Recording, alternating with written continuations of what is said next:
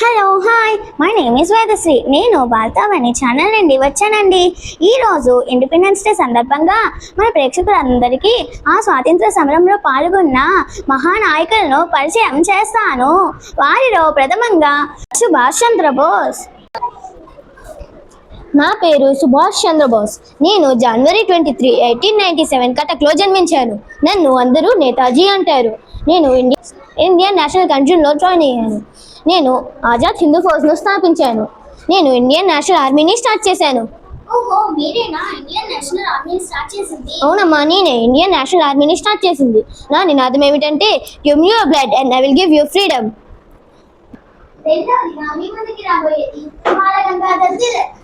నా పేరు బాలగంగాధర్ తిలక్. నేను 1921 ఆగస్ట్ 1 మహారాష్ట్రలో జన్మించాను. అందరూ నన్ను లోకమాన్య అని పిలిచారు. ప్రజలు ఏకం చేయడానికి గణేష్ ఉత్సవాలను ప్రవేశపెట్టాను. అవునమ్మా, నేనే ప్రజలందరినీ ఏకం చేయడానికి గణేష్ ఉత్సవాలను ప్రవేశపెట్టాను.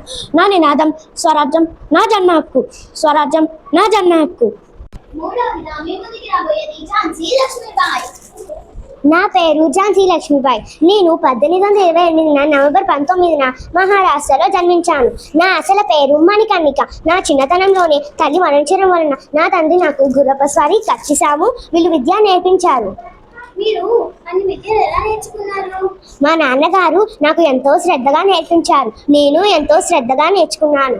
సైనికుల తిరుగుబాటు ఉద్యమానికి నాయకత్వం వహించాను. నా నినాదం ఏమిటంటే మే అపని ఝాన్సీ నహీ దూంగి.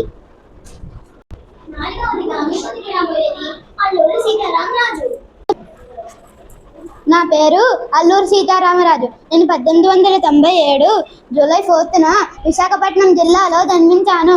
నేను చిన్న వయసులోనే అనేక భాషలు నేర్చుకున్నాను. నేను 2 సంవత్సరాలు బ్రిటిష్ సైన్యాన్ని గడగడలాడించాను. నన్ను చెట్టుకు కట్టి కాల్చి చంపారు. నా పేరు భగత్ సింగ్. నేను 1907 సెప్టెంబర్ 28న పంజాబ్లో జన్మించాను. నేను జలియన్ వాలాబాగ్ మరియు సహాయ నిరాకరోద్యమాలకు పాల్గొన్నాను. ఒక బ్రిటిష్ అధికారిని హతమార్చిన కారణంగా 1931 మార్చి 31 నన్ను ఈ ఉరకయ్య మీద నన్ను హతమార్చారు. మిమ్మల్ని ఉరకయ్య మీద హతమార్చినప్పుడు మీకు భయమే లేదా? లేదమ్మా, నా దేశం కోసం ప్రాణాలు అర్పించడానికైనా సిద్ధంగా ఉన్నాను. నా నినాదం ఇంక్విలాబ్ జిందాబాద్, ఇంక్విలాబ్ జిందాబాద్.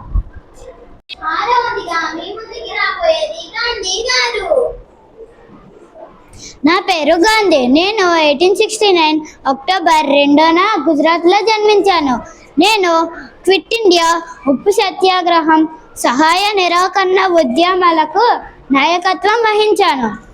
అందరూ నన్ను మహాత్ముడు, జాతిపిత, బాపూజీ అని పిలుస్తారు. ఓహో, మీరేనా క్విట్ ఇండియా ఉద్యమంలో నాయకత్వం వహించింది? అవునమ్మా, నేనే క్విట్ ఇండియా ఉప్పు సత్యాగ్రహం నాయకత్వం వహించింది. నా నినాదం ఏమిటంటే quit India, do or die.